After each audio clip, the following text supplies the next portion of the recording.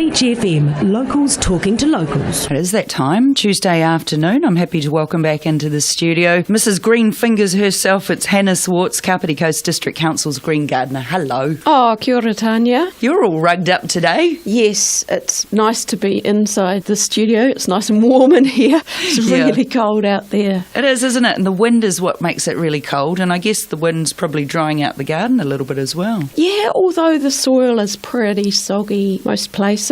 Yeah. Not too much worry about drying out at the moment. We had a bit of rain this morning in Levin, so no doubt you did down here too. Yeah.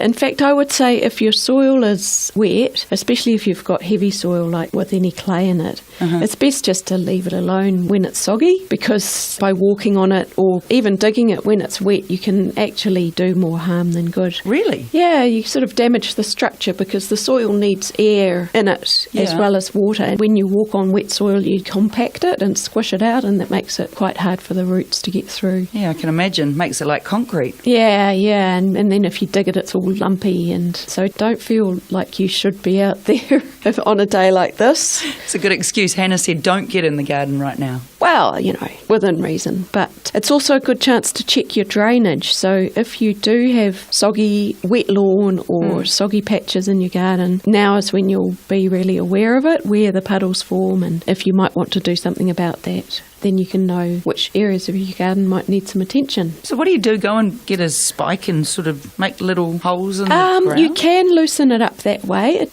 really depends. If it's like around a path, you might have to do a bit more than that, like maybe create some drainage in the form of some swales or rain gardens so that the rain's got somewhere to go. So you can just sort of move the puddle if you like. If the puddle's somewhere where you don't want it, you sort of make a canal and you can make a sort of a boggy garden or rain garden where it's okay for it to get boggy plants that like that sort of thing. In fact, there's a workshop coming up, and we're not talking about that too much today, but there is a workshop as part of the number 8 wire on dealing with too much water on your property. Okay. Yeah. All right. Well, we've got some of those brochures for the number 8 wire workshops here at Beach FM, but can you pick them up from the Kapiti Coast District Council? Yes, they should be at all libraries and service centres, and hopefully your favourite cafe will have some too. And the other thing, of course, is to protect your soil with a nice thick layer of mulch so that the rain itself doesn't compact the soil, because the rain can sort of flatten your soil. And if you're putting an extra blanket on your bed, think about the soil as well. Put a bit of a blanket on the garden. That's so cute. It's always a good time to mulch, and it's always lovely to have Hannah Zwartz in the studio. Thanks so much, Hannah. We'll catch you tomorrow. Cheers. 106.3 Beach FM.